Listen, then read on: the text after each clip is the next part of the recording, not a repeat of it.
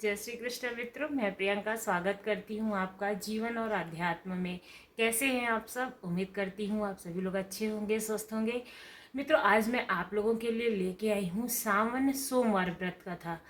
अभी सावन शुरू हो गया है और कल पहला सोमवार है, तो आज मैं सावन सोमवार के व्रत कथा लेकर के आई हूँ। चलिए कथा को सुनते हैं। अमरापुरी नगर में एक धनी व्यापारी रहता था। दूर दूर तक उसका व्यापार फैला हुआ था।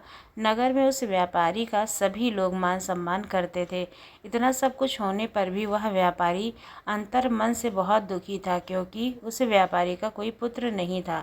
दिन रात उसे एक ही चिंता सताती रहती थी, उसकी मृत्यु के बाद उसके इतने बड़े व्यापार और धन संपत्ति को कौन संभालेगा। पुत्र पाने की इच्छा से वह व्यापारी प्रति सोमवार भगवान शिव की पूजा व्रत किया करता था। सायंकाल को व्यापारी शिव मंदिर में जाकर भगवान शिव के सामने घी का दीपक जलाया करता था।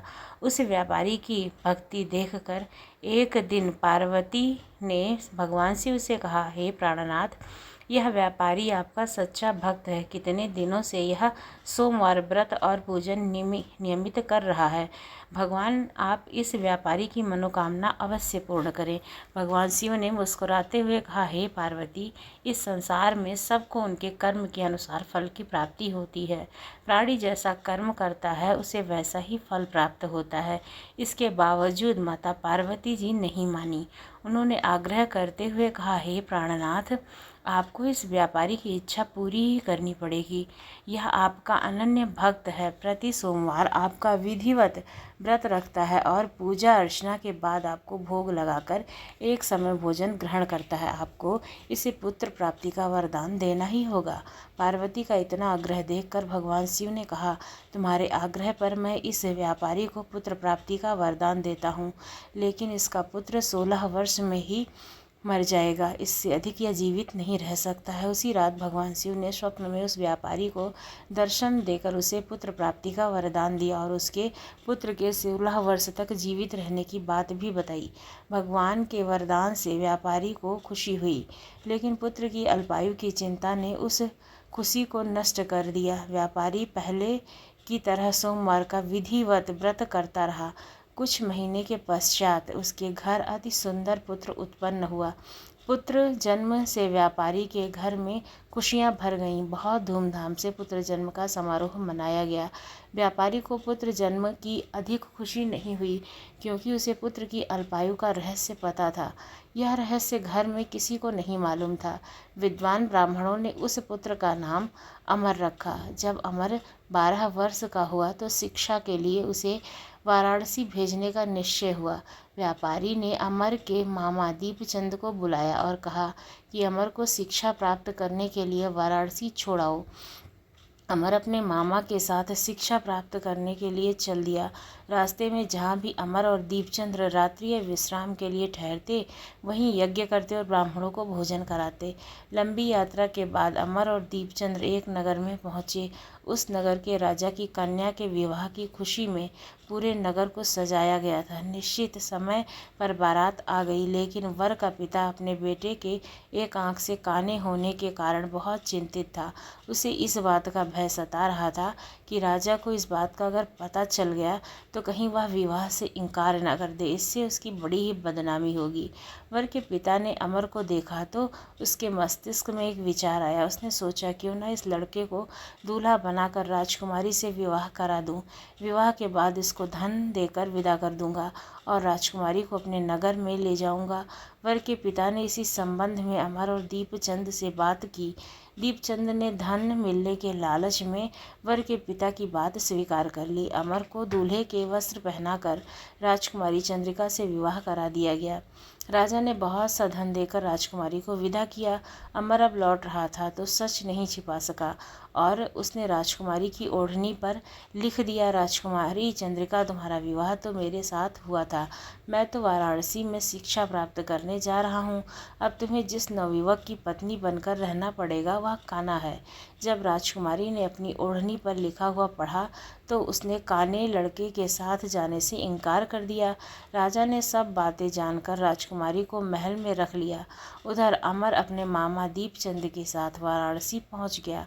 अमर ने गुरुकुल में पढ़ना शुरू कर दिया। जब अमर की आयु 16 वर्ष पूरी हुई तो उसने एक यज्ञ किया। यज्ञ की समाप्ति पर ब्राह्मणों को भोजन कराया और खूब अन्न वस्त्र दान दिए। राजा को अमर अपने शयन कक्ष में सो गया। शिव जी के वरदान के अनुसार सायं अवस्था में ही अमर के प्राण पखेरु उड़ गए। सूर्योदय पर मामा अमर को मृत देखकर रोने पीटने लगा। आसपास के लोग भी एकत्र होकर दुख प्रकट करने लगे। मामा के रोने विलाप करने के स्वर समीप से गुजरते हुए भगवान शिव और पार्वती ने भी सुने। पार्वती जी ने भगवान से कहा, प्राणनाथ, मुझसे इसके रोने के स्वर सहन नहीं हो रहे हैं, आप इस व्यक्ति के कष्ट अवश्य दूर करें। भगवान शिव ने माता पार्वती जी के साथ अदृश्य रूप से समीप जाकर अमर को देखा तो पार्वती से बोले, पार्वती, यह तो उसी व्यापारी का पुत्र है। मैंने इसे 16 वर्ष की आयु का वरदान दिया था, इसकी आयु तो पूरी हो चुकी है। पार्वती जी ने फिर भगवान शिव से निवेदन किया कि हे प्राणनाथ, आप इस लड़के को जीवित करें, नहीं तो इसके माता पिता पुत्र की मृत्यु के कारण रो रो कर अपने प्राण त्याग देंगे। इस लड़के का पिता तो इसका परम भक्त है, वर्षों से सोमवार का व्रत करते हुए आपको भोग लगा रहा है। पार्वती के आग्रह करने पर भगवान शिव ने उस लड़के को जीवित होने का वरदान दिया और कुछ ही पल में वह जीवित होकर उठ बैठा। शिक्षा समाप्त करके अमर मामा के साथ अपने नगर की ओर चल दिया। दोनों चलते हुए उसी नगर में पहुंचे जहां अमर का विवाह हुआ था। उस नगर में भी अमर ने यज्ञ का आयोजन किया।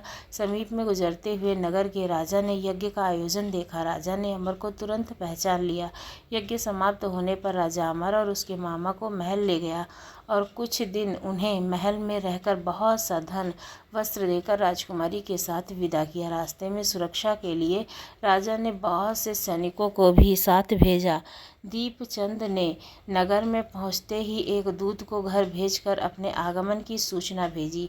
अपने बेटे अमर के जीवित वापस लौटने की सूचना से व्यापारी बहुत प्रसन्न हुआ। व्यापारी ने अपनी पत्नी के साथ स्वयं को एक दूसरे कमरे में बंद कर रखा था। भूखे प्यासे रहकर व्यापारी और उसकी पत्नी प्रतीक्षा कर रहे थे। उन्होंने प्रतिज्ञा कर रखी थी कि यदि उन्हें अपने बेटे की मृत्यु का समाचार मिला तो दोनों अपने प्राण त्याग देंगे। व्यापारी अपनी पत्नी और मित्रों के साथ नगर के द्वार पर पहुंचा। अपने बेटे के विवाह का समाचार सुनकर पुत्र वधू राजकुमारी चंद्रिका को देखकर उसकी खुशी का ठिकाना न रहा। उसी रात भगवान शिव ने व्यापारी के स्वप्न में आकर कहा, हे श्रेष्ठी, मैंने तेरे सोमवार के व्रत करने और व्रत कथा सुनने से प्रसन्न होकर तेरे पुत्र की लंबाई आयु प्रदान की है। व्यापारी बहुत प्रसन्न हुआ। सोमवार का व्रत करने से व्यापारी के घर में खुशियां लौट आई। शास्त्रों में लिखा है कि जो स्त्री पुरुष सोमवार का व्रत विधिवत करते हैं और व्रत कथा सुनते हैं, उनकी सभी इच्छाएं पूर्ण होती हैं। बोलो भोलेनाथ की जय। आपको कहानी कैसी लगी ज़रूर बताइए। अगर अच्छी लगी तो चैनल को सब्सक्राइब करना ना भूलिए। धन्यवाद।